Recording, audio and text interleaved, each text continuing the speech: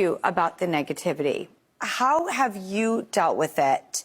And what's an approach you take? What's your self-talk? What do you filter? Yes. How do you... I still read the comments, but there is so much hatred directed at the trans community right now. It's everywhere. And I think the greatest weapon that I can contribute is trans joy and comedy and talking about hard, subjects and really intricate moments of a transition, and try to let everybody in to see that, I'm not a monster. I'm not somebody that, is trying to do anything but be myself and be happy.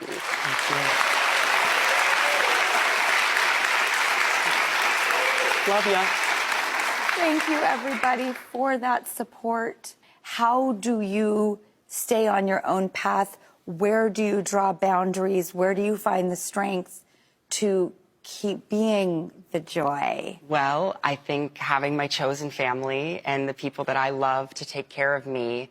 But I also think there's something just about making sure that you don't put something out there before you're ready, and really just surrounding yourself with good people. It's interesting because I look at someone like you, and I can't imagine anybody disliking you. Oh, please. Do you want to know, ironically, who dislikes me the most sometimes? Who? Myself. Oh, me too. Oh. But I guess, you've asked me now, you've asked me, what I would do to combat the hate, right? Yeah. But what do you do? Okay, that's a great question. Now, You've been doing it a little longer than I have. Well, it's funny because when I was a kid, starting with E.T., it was the first time I was introduced to film reviews, which are basically social media.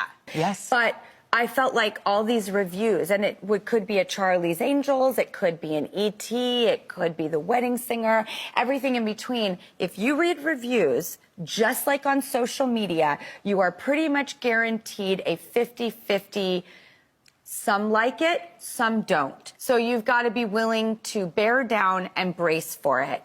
And I think picking your battles, too. Yes. And sometimes I think the greatest response can just be in the next joyous video or in the next win that you have, because that just goes to show that, you are continuing on, and whatever that those people are projecting onto you, it isn't actually penetrating.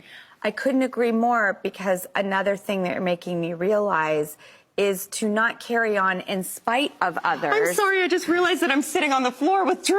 I'm so happy to be doing this. Thank you for joining me on the floor. The floor always feels safer. It does not.